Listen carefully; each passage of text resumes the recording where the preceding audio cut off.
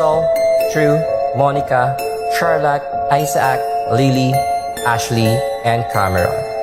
Bilang mga paranormal investigator, ang pamilya Watkins ay may sapat na kaalaman at kakayahan na humawak o magtago ng mga haunted na artifacts. Ang mga manika na sina Crystal, True, Monica, Charlotte, Isaac, Lily, Ashley at Cameron ay binili ng paisa-isa batay sa kanilang supernatural na reputasyon o binili sila batay sa kanilang kakilakilabot o makapanindig balahibo ng mga ginawa.